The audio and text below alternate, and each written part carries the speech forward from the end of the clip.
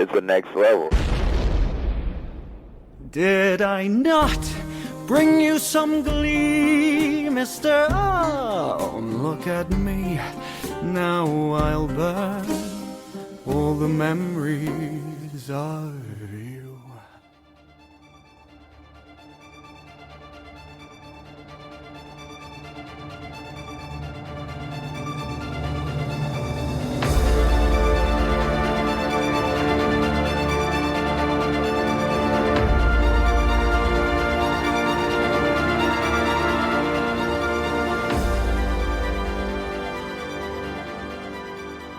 Hey panelists, welcome back to the show. I'm Steve. And I am Lara. And this is a spoiler-full podcast about the 4th episode of The Witcher Season 2.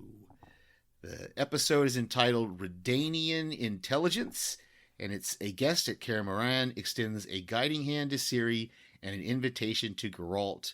On the run in Redania, Yennefer seeks safety below ground. I don't know if she was really safe below ground. No, she might have sought it. Mm-hmm. I don't think it was safe underground. No. So what did you think of your initial thoughts? Well, I thought this episode was utterly delightful, and that's for two main reasons that I will get to. I give it about an 8.5 out of 10 USPS delivery ravens. Very good. I like your different rating scales. I don't know if I can be that creative, but it takes a lot of thought.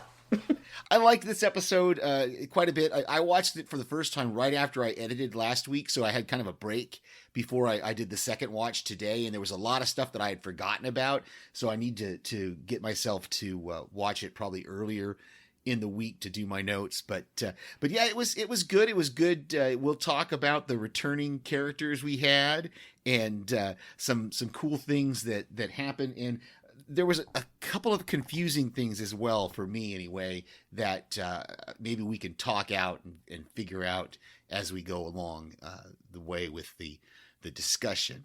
Yeah, this marks my stopping point too, because I had told you that I had seen some of the episodes. I had seen up to episode 4, and then I stopped watching since we started podcasting. So from here on out, I have no idea of what's going to happen. So you knew when we were talking about it at the beginning, you knew that the character was coming back, your favorite character. Mm-hmm. So you kept it coy though. You were really good. I had no clue. So really, really good. Well, as we do each week, we'll start out with our new faces and places. And if you want to start with that first one. Yeah, we've got a new place this time. It's Redania, the Kingdom of Redania, one of the northern kingdoms. And I'm assuming where part of the episode with Yennefer and Cahir takes place. Mm-hmm. We have King Vessimer. He's one of the northern kings of this country of Redania. And, there's a lot of... They've got, I don't know if was the guy just not creative. You've got Vessimer, yes, I mean, like there's all these very similar names that I was confused at the beginning of the episode when I'm like, wait a minute, isn't he the guy at Kaer Morhen? Oh no, that's Vessimer. Or yeah, I'm like, wait, and who is this? And who is this other guy? And yeah, so I'm glad you do this every week because it helps me keep things in perspective. I've learned to do this, Steve, because I have 4 uncles. My dad grew up one of 5 boys. All of their names started with L. And then a sister named Lisa and me, Lara. So keeping them in order was essential. Mm-hmm, mm-hmm. Okay. So we've also got Dijkstra. He is, and I had to research it a little bit because I wasn't quite sure, but he's Vesimir's head spy master. And hot damn, it's Graham McTavish! I absolutely love him. I am a big Outlander fan, and he was in parts of Outlander. Okay, I started watching that show, but I couldn't get into it, so I'm not really sure why. But yeah, I was confused with the whole thing with the owl thing. Was that him looking through the eyes of the owl, or is there some other character? I don't know. So I guess it's to be revealed. Okay. So we're both not sure on that. Okay. Yeah, and I try not to read ahead about anything about the books or the show because I'd rather be surprised. Right. And next is Dermain. He is a young hearing-impaired elf among the many persecuted elves, and his time is short, but he's impactful. He leads Yennefer and Cahir to the Sandpiper, helping them escape the city. Mm-hmm. And we'd have one returning character one minor returning character, and we later have a major returning character, but returning is Dara, the elf. And he's the elf, if you'll remember in season 1, he helped Ciri after the fall of Sintra, was helping her through the forest, but after finding out that her grandmother was Queen Calanthe, he abandoned her. Yeah, as soon as I saw the kid, I was like, he looks familiar. And I had to go right to IMDb to go, is that the same kid from season 1? And sure enough, it was. So, very, very cool. And apparently he's got an axe to grind, so... They have found out he makes a good spy. Yeah, he's going to spy for Dijkstra, I guess, is the thing. Which, that's a little, like, how credible can he be? What did Dijkstra use, do you think, to be able to convince him? Because, I mean, he's an elf. You'd think he's taking him out of prison. So you think the first thing he would do when he gets to Sintra and go, hey, they wanted me to spy, but I'm not going to do it. I'll give them false information, or something. What did he give? I wonder if we're going to find out what Dijkstra did to him or gave him in order to make him cooperate. Yeah, I wonder if just his freedom was enough incentive, because who knows how those elves are being treated. It seems like they're being treated pretty poorly. Yeah, that's what I was thinking. I was a little confused. So I guess we'll find out here in the next week, or maybe sooner, or in a week. Anyway, with that, we can go directly into our top 5. Oh, you didn't know? Proclaimed as Zintria, under Fringilla's leadership. Fringilla? It's funny how quickly people forget about you when you're no longer of use to them, isn't it? Lara, why don't you go ahead and start? My point number 5 is burn, burn, butcher, burn. Woo! We get the return of my beloved Jaskier. And like Yennefer, I just had the biggest grin on my face when I heard his voice. I instantly recognized him, like, it's Jaskier! Oh, he's a little heartbroken that Geralt dumped him, and he's got his breakup song going. And the show, I don't know, when Joey Blately, who is the actor who plays him, he has such perfect wit and comedic timing that the show just feels 10 times lighter when he makes an appearance, even though his, performance in this episode is fairly heavy. But I love his mean girl snipes with Yennefer. They're just so snippy with each other. And he's the Sandpiper. He's the one who's leading people to freedom. So, it just shows part of his character. Yeah, I found that this was one of mine as well. So I'll just go to what I had about Jaskier. And was there one of the stories where Geralt was called a butcher, or am I misremembering that? Okay, yeah, I thought he wrote his first song about that because it was the first episode of the first season. He's in Blaviken and he kills all those rebels who are with Renfrey, and he gets dubbed the Butcher of Blaviken. I do remember that now. Thank you. Yeah. And I was it seemed a little odd that he would be the Sandpiper, though. I mean, I didn't think, like, character-wise, wouldn't make that leap that he would be so bold. And I was a little confused there at the end, too. How many times has he done this before? You'd think he'd have figured out how to get past the Dockman, right? Because I know he says he did it differently every time, but I'm kind of like, yeah, but this one, like, it was confusing to me a little bit of him being, but I did love his discussion with Yennefer about how, and maybe this is the clue as to why he became the Sandpiper, is because he was there.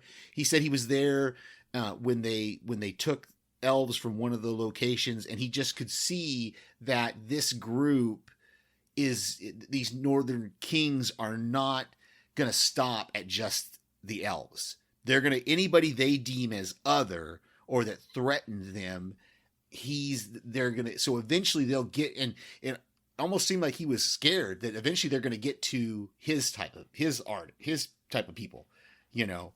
Okay. Yeah, well, that's a I think a quote I had for later, but I would just bring it up now because we're talking about it. But he says to Yennefer, "They'll come for the elves, Yennefer. They'll come for the dwarves. Then sooner or later they'll come for everyone. Anyone they deem as the other. So eventually, no artist is safe." So, he's an artist at heart and everything. And that quote, I instantly recognized it from a famous quote. So I sought it out on the interwebs because I know that sounds very similar to a famous quote about the Nazis. And that quote, I believe, is a bit of a play on a quote by Martin Niemöller. I probably said that wrong. He was a prominent Lutheran pastor in Germany, and he emerged as an outspoken public foe of Adolf Hitler. And his quote is, First they came for the socialists, and I did not speak out because I was not a socialist. Then they came for the trade unionist, and I did not speak out because I was not a trade unionist. Then they came for the Jews, and I did not speak out because I was not a Jew. Then they came for me, and there was no one left to speak for me. So I think that was definitely a play on that famous quote that Cahir says. And, he has a point there. They may not stop at just the elves, They may start going for everyone who they see as other. Yeah. And the only other thing I had, it made me chuckle every time when Cahir comes into the room and Jaskier grabs that bottle and like thrusts the bottle at him as if he's threatening him with the neck end of the bottle. I'm just like, what are you going to do with that? So it made me chuckle both times when I watched the episode. I thought was really, really great. So that was right in there included with mine. So what's your next one? My second point or fourth point is, oh my God, it's Graham fucking McTavish. My other main reason for loving this episode, like I said, I'm a big Outlander fan, but he's also in The Hobbit. He plays an or a dwarf in The Hobbit, and he's also in this Starz spinoff, which is called Men in Kilts, where he goes around Scotland with his Outlander co-star Sam Heughan, and they just try all things Scottish, and it's just charming. So I kind of love him. Dijkstra has this amazing entrance scene where the two mage advisors are talking to King Vessimer, and all of a sudden knife gets shoved through one of their throats, and he walks in and grabs pours a glass of the potion or the whatever it was they were going to give to the king to drink, gives it to the other mage, and he passes out dead. So apparently he stops an attempted assassination attempt on Vessimer.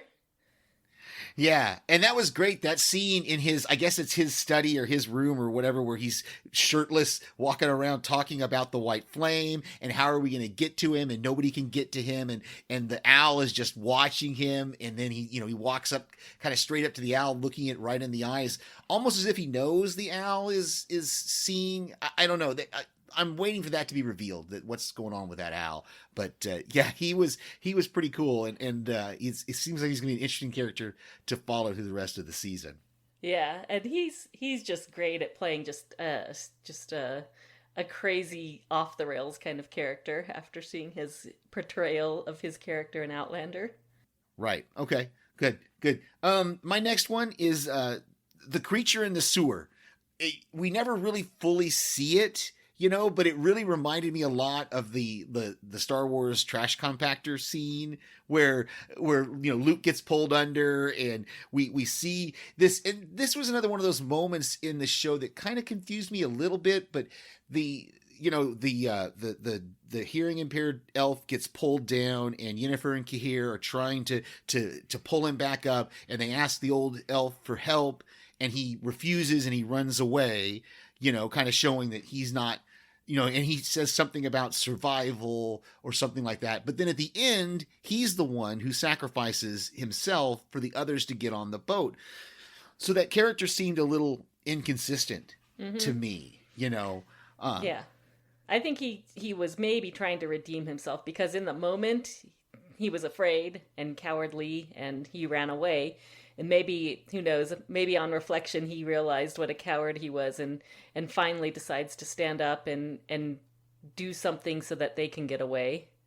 Okay, I can see that, and then the end of that scene where they get out of the sewers. Apparently, it's lucky they were close to the exit, I guess, or an exit.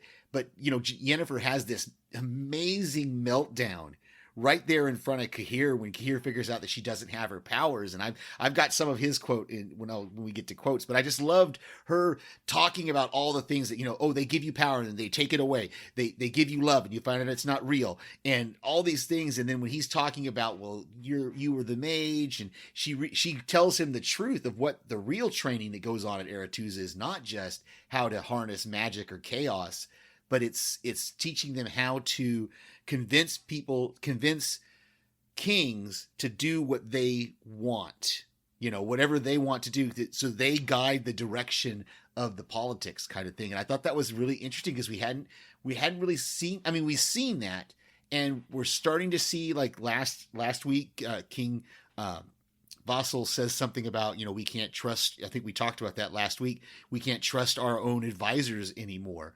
And so we're starting to see that come out. So, yeah, the political angle in here on the continent is going to be interesting to see going forward.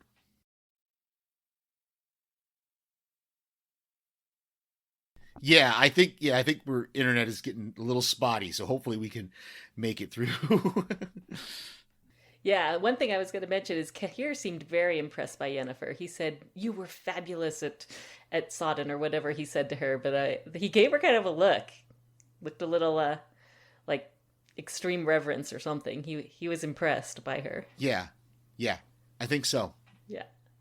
And my number 3 point is Triss the nanny. So in the last episode, Yennefer asked where Triss was, and one of the other mages just said she's been called away. So we find out that she's been called to Kaer Morhen, and she's there to kind of help take care of Ciri and teach her kind of how to be a lady. I believe that Geralt called her there really just to be an advisor, but we really see that, she's admonishing the Brotherhood there for the way they're treating Ciri. They're just banging her up, and she has no nice clothes to wear, and she doesn't have soap to take a bath or any of those things. We note that there might be a little bit of a history between Triss and Geralt, the way that Ciri looks at him, going like, whoa, what's up between these two? Although conveniently, every time Yennefer's brought up, something happens to distract the two. So, obviously Triss knows Yennefer, and I think she even mentions Yennefer another time. Triss was mentioning all the people who died at Sodden, and before she can say all of them, he stops her, so he never hears whether Yennefer died or not. Yeah, I had this in my notes. So we'll talk about this here in a minute when you get done with this point. Yeah, and the only thing that I really also noted about Triss is that she told the Brotherhood, you don't give her clothes, you don't give her soap, and she doesn't have rags for when she has her blood. And it says that they're giving her mushrooms she's like, but soon she'll not have to worry about that with all the mushrooms you're giving her. So they're obviously been giving her some kinds of herbs and mushrooms, because when she sits down to dinner, she said no, Ciri said no herbs or mushrooms, and they all kind of gave her sideways glances, and she realized probably she shouldn't have mentioned that to Triss. So they're obviously giving her some things. I don't know if it's to help her with her training, or if these are the things that were given to them as young boys to make them sterile, because we know that witchers are made to be sterile. Oh, okay. See, I didn't understand all that. So thank you. That's a good explanation there. Yeah, I had this in my points as well. The kind of relationship here and what's going on, and the surprise that Ciri. So help me out here if I don't understand correctly. So is there a difference between the elders and the elves, or is it just another way of saying the same group? Because I think there is a difference, because the elves, I haven't heard the elves really talk about the elders unless they're those characters that they've been talking about from the past that are the prophets and such. Right, But I because don't whenever think they're the same. whenever they speak magic, they say they're speaking in Elder.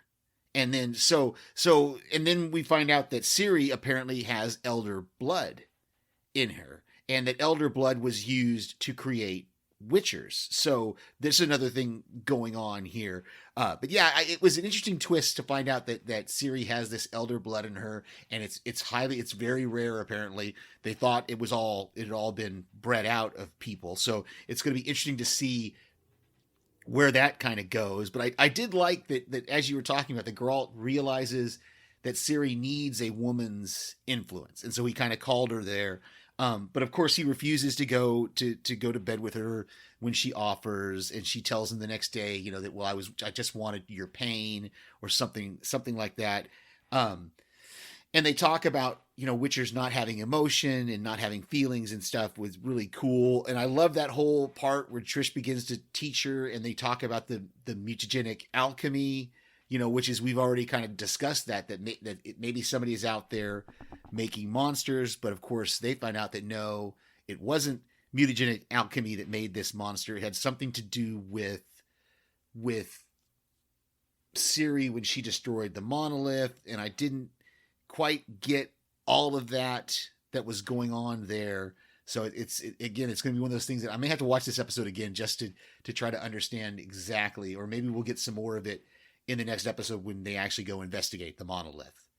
Yeah, they found traces of the same monolith material on both of the monsters that they were autopsying, and then so I think there is a connection, obviously, between Ciri, the monoliths, and the monsters. And then you mentioned that thing about that they're, I think, and this again was another one of those things that just wasn't really clear. Maybe Triss doesn't realize the relationship that Yennefer and Geralt have or had, and he does stop her naming, because he doesn't want to hear Yennefer's name among the dead. But if he had let her go, she wouldn't have said Yennefer's name, and then he would have found out that Yennefer is actually alive. So it was all TV plot timing, clever TV plot timing. It's like, no, ask about Yennefer. Yeah. And even when he goes, and apparently we'll see what happens between him and what's the guy's name? The archaeologist guy? Istrid. Okay, yeah. We'll find out what's going on there with him. So. Yeah, and of course they didn't say anything either, so now he's hanging out with her ex, and I wonder if either one will mention Yennefer. Yeah, it's interesting. Anything else on that one? No, that was it. And just the fact that Triss is a very empathic character. She was really kind to Yennefer when Yennefer was afraid she was going to blame her for what happened on Sodden Hill, and she's very empathetic to Ciri. So yeah, I like Triss a lot. Yeah. Okay. Sounds good. So let's see. Gosh, we're at your number 2, I think. Yeah, unless you had a 0.3, but I think you said it was no, mine was wrapped up. Yeah, right up there in the Ciri and Triss stuff was all there. Let me see if I got everything out that I had with that. Yeah. Okay. Yeah. Cool. Then my second point was Yennefer and Cahir's plan to escape from Sintra, which tied into a little bit of yours with what I called the sewer kraken. He's our monster of the week, but we don't get to see much of him. I think that's maybe their budget-friendly way of sticking in a monster of the week. Get a couple of tentacles. We didn't get a big battle in this one, really, between Geralt and a monster this week. So I was a little... it's like I don't have that in my notes this week. No monster of the week yet. No monster of the week fight, at least. But they get word from Bird Telegram that they're wanted and being sought out. So, like you said, they head underground. They meet Dermain and the Old Elf there. I didn't get a name for him, so I just call him Old Elf. And they learn of this underground railroad for elves, and the inhumanity committed upon the elves when they see Dermain's ears. He had the tops of his ears cut off. Ugh, it's awful. Oh, yeah. And it was so sad losing him. He was such a positive and sweet character. Yeah, and that was just so quick to lose him as well that I was just like, I was really kind of surprised. I was like, you, and I don't know, do you maybe think they didn't have him continue because they didn't want to have the confusion of having two dark elves on the screen I don't that know, it might or if they confuse just viewers? create. I don't know. Sometimes shows do this. They kind of create these likable characters, and then they immediately snatch them away from you as kind of a oh shit moment. I don't know. I don't know why he was gone so swiftly. I thought he was really helpful and really sweet and would have been a good regular character. But we lost him. And just the whole thing of that you explained with Yennefer having her breakdown and then finding Jaskier, which was amazing. And managing to get up on the boat. So, yeah, that was kind of a short point. And we covered a lot of it. Yeah, a lot of mine is we kind of covered already. I'm trying to see. You talked a little bit about Triss kind of dressing down Lambert and the other one. Was it Yerd? Cohen. Owen. It was Owen. Okay. Cohen. Cohen. Okay. Mm-hmm. Kind of dressing them down a little bit when they were making fun of Ciri. But I loved how Ciri had kind of, when she's there and she gets the bread from Geralt, and he's like, they were sad that you didn't finish your breakfast. And then she says, my grandmother fought battles and wore dresses. So I thought that was a really cool comeback from her to realize that I can fight battles and wear dresses. Mm-hmm. Yeah. And I like the relationship between Ciri and the Witcher Brotherhood, because they're like her big brothers who are going to tease and harass her, but then they do feel bad when they've hurt her feelings. So what is your next one? Because I think all of mine we've kind of talked about. My last one was just more on the mystery of Ciri. So when her and Triss are in the laboratory, they talk about the material that's coming off of the monsters, and Ciri just touches it and she's back into another one of her trances. And the voice, well, at first it's her voice, and it says, daughter of chaos belongs to us. Turn your backs, join the procession. There is only death here. And that last part where they said there is only death here, I am pretty sure was the voice of the Deathless Mother. Oh, okay. See, I was totally confused on that when all that was going on. So I may have to watch this episode again. Yeah. I mean, she's had these episodes before that by just touching that piece of the monolith, she went into that trance again. And then, of course, Vessimer finds this purple flower growing out in the snow, picks it and brings it to Triss because he wants to make certain what it is. And what it's called is Fienwood. I think I might be saying that somewhat off, but they're called Fienwood flowers, and he mentions that they only grow where elder blood is spilt, and the only places he found them is where Ciri had bled on the ground during her training.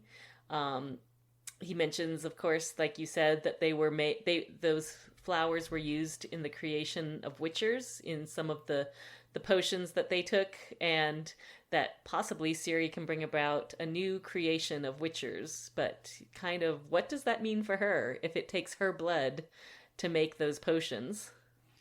Yeah, eek. What is that going to mean? Yeah, we didn't talk about a little bit that beginning opening with Geralt, kind of a training montage we get there at the beginning with the rock climbing with Ciri and telling her don't hesitate. If you hesitate, something is going to get you, basically. I thought was an interesting take on that sort of thing. Let's see. My next one, I'm getting into my notes now. The guy on the dock I thought was really kind of cool. And as he's, he at first he's impressed with Jaskier and he likes him. He's, oh, you're the bard. And he goes, I loved this. It was so meta, the show kind of making fun of itself, with all the different things that the guy says, oh, I didn't realize there were multiple timelines. And then, I figured out the dragon twist right away. And I was like, I remember when Mark and I were covering it last year, I had no clue. Like that dragon twist hit me. I was just totally surprised by it. So I didn't guess it either. So it was fun. It was kind of fun him saying that he figured it out. And then just all the stuff that he mentioned was really, really cool. I thought it was great to have the show kind of, like I said, kind of poking fun at itself. And I thought that was funny because in in the last season, it was always Jaskier who was the audience and being kind of meta, like when he talks to Geralt while he's taking a bath and he says, "You always say you never get involved in human affairs, but yet you always do." And that's what the audience had been saying the whole time. And just all the little meta jokes that Jaskier would make, and this Dockman is now doing the same thing to him. Yeah, and I hope the show keeps that up, and I'm hoping now that Jaskier's back on board, hopefully, then we'll get our humor back in the show, because I always thought that was one of the more unique things about The Witcher is it doesn't take itself entirely too seriously. It's not like a Game of Thrones where you can't have a little bit of humor and poke fun at yourself. Yeah, and that's I didn't mention it was in my notes again. I think it was in my Jaskier notes that we don't know what's happened to him. We're unsure of his fate at this point, and so now I feel even more bad for you because I made you stop watching at episode 4. So you've been holding in this anticipation for all these last 4 weeks because you're like, I stopped in the end with my favorite character. It's just like, oh no. But as soon as we get done recording tonight, you can go watch the next episode. Yeah, I can go see what happens.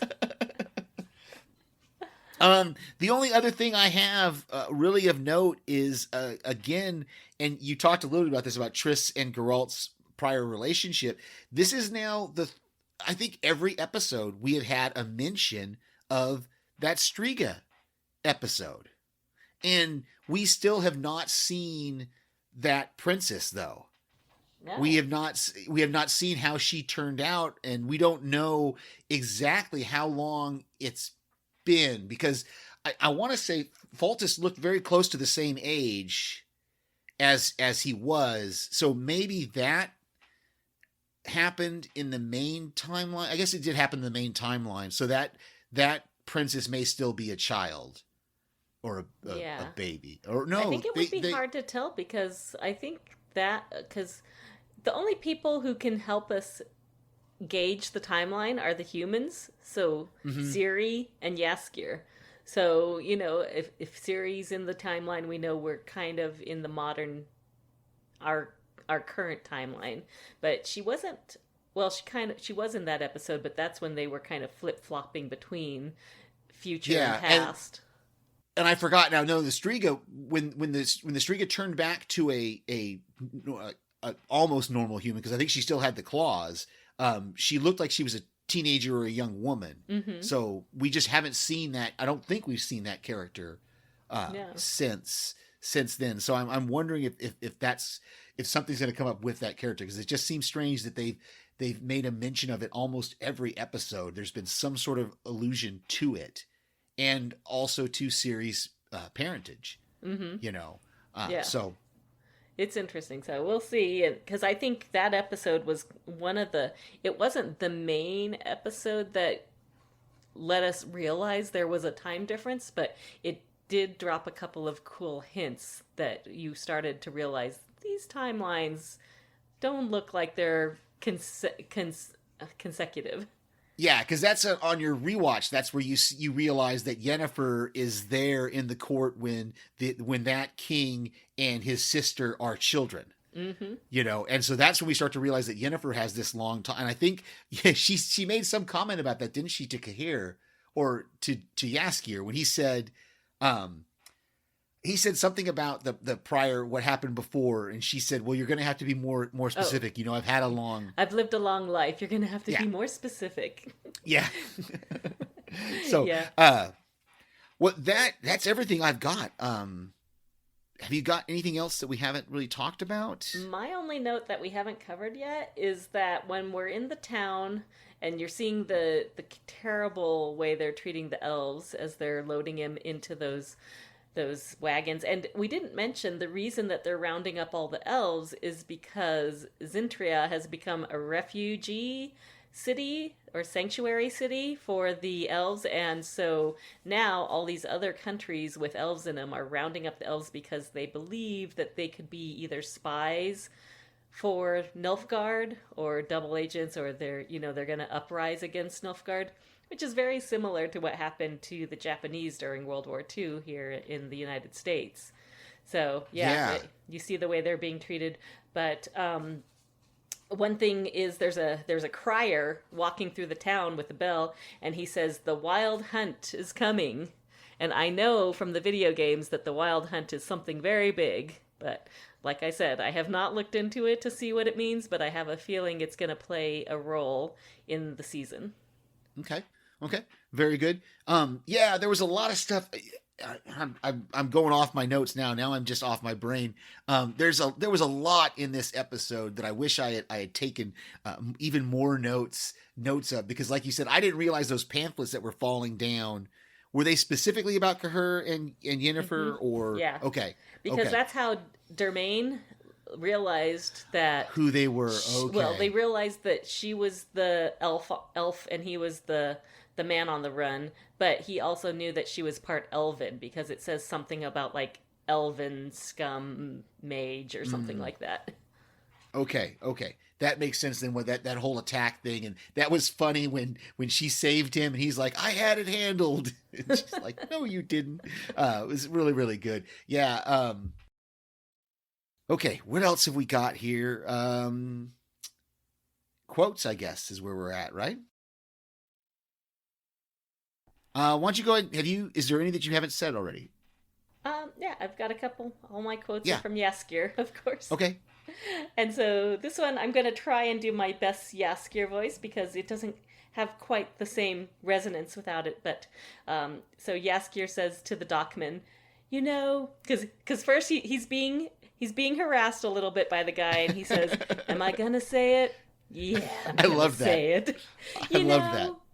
If you could write yourself a little song, you could sing yourself whatever you please, but you can't, can you? Because you are a dockside scapegrace, a qualling feculence, a beef-witted, hell-hated, addle-pated goon." And he continues to hurl insults in the background as we see Yennefer and Cahir. And I had the captions on, and I'm not quite sure what it was, but in the background you could hear Jaskier saying, "A waste of your father's..." blah blah blah. It goes blank. But I'm like, go Jaskier. That is a talent I do not have that I so wish I had, was just the ability to hurl the most creative and colorful insults at people who rightly deserve it. Yeah, I thought it was hilarious when he starts and the camera goes to Yennefer and she's just like, like she sees it coming. She knows what's about to happen. When Triss first meets Ciri, she asks who she is, and Ciri doesn't answer, and she says, "I appreciate the suspicion, but be reasonable. Would I have gotten this far if I didn't know the way?"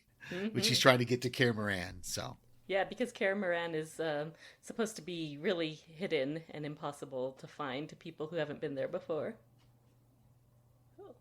And my last quote was from Jaskier, again, to Yennefer, after she reveals to him that she's lost her magic. He says it in the most sincere way that it just kind of made my heart swell. He said, "Chaos could never be done with the likes of you, Yennefer of Vengerberg. Of that much I am certain. So, if it's all the same to you, goodbye, good luck, and good riddance." Yeah, that was, and then he leaves, and all we hear is a big commotion, and we see his broken loot. Oh. The idea of Jaskier even being attacked breaks my heart. So I've only got two others, and one of them is when they were talking about the mutagenic alchemy, and Geralt says, "Oh, outlawed, so definitely not a mage," then, in a very sarcastic kind of way.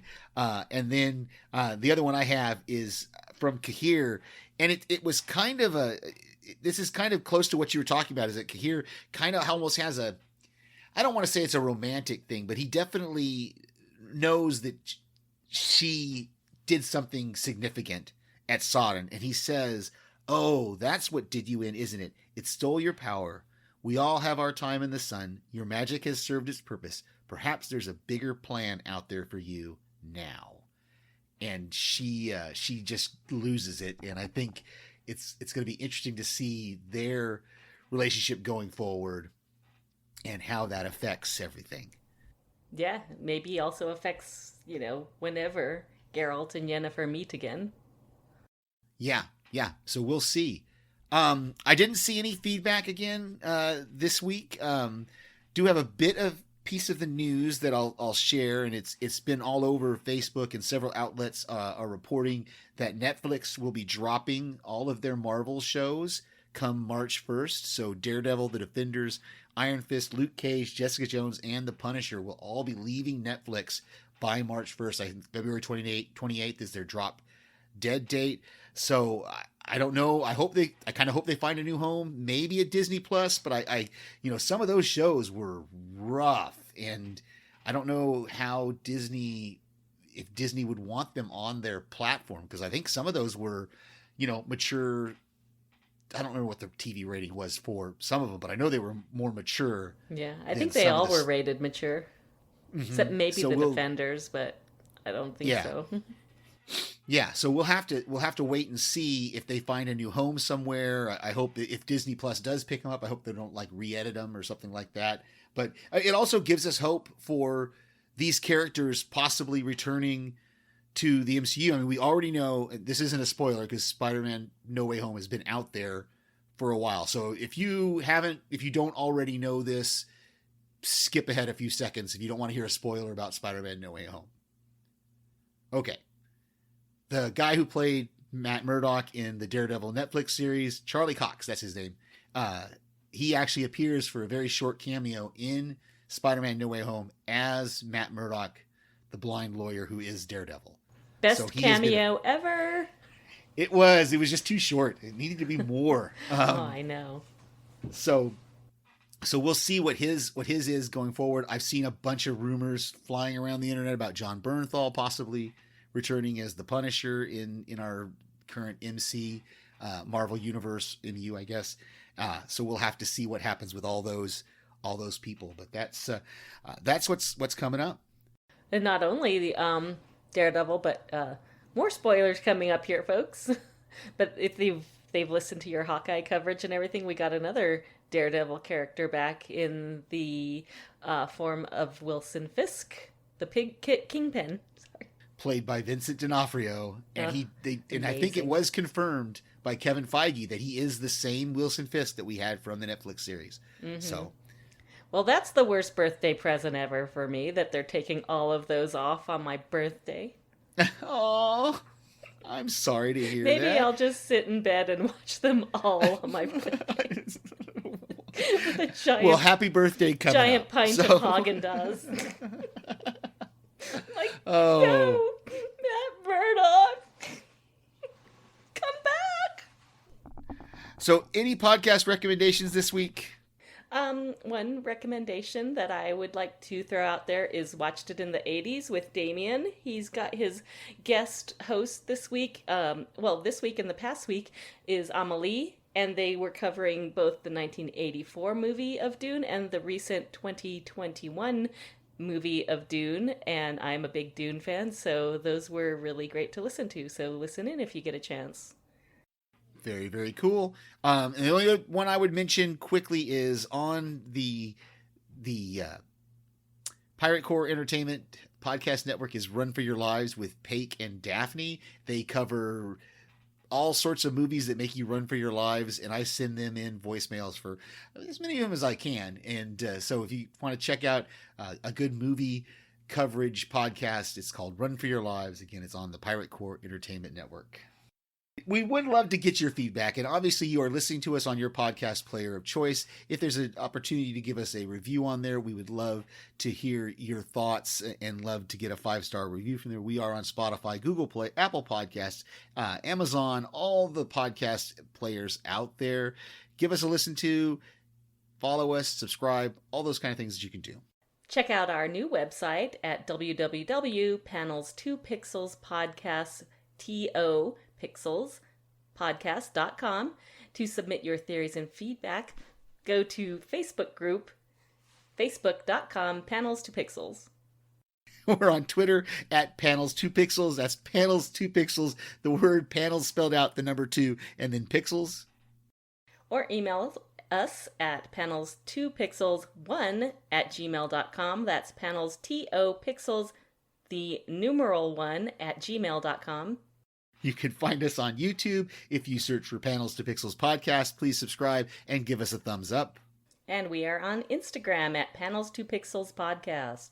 Check out all the other podcasts on the Next Level Online Radio Podcast Network. We highly recommend them. Wilhelm, The Melting Pat, Podcast Zero, and so much more. You can go to nextlevelradioonline.com and check all of them out there.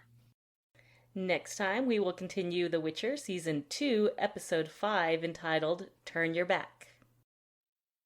So, Lara, what is your podcast proposal of the week?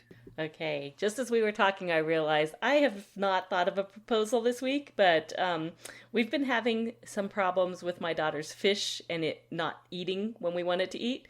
So, we have to put our finger out there and have him realize it's coming up. So maybe a podcast on how to train your goldfish. How to train your goldfish. I love it. I love it. And of course, for me, you can hear me right here. I will be with Daphne next week. We will continue our coverage of Snowpiercer Season 3. Snowpiercer's getting good. If you have not watched Snowpiercer, I highly recommend it. And I highly recommend Daphne and I's coverage of it right here on Panels to Pixels Podcast. With that, we have come to the end. I'm Steve. And I'm Lara. And this has been Panels to Pixels. We will see you on the next panel. Good night. Good night.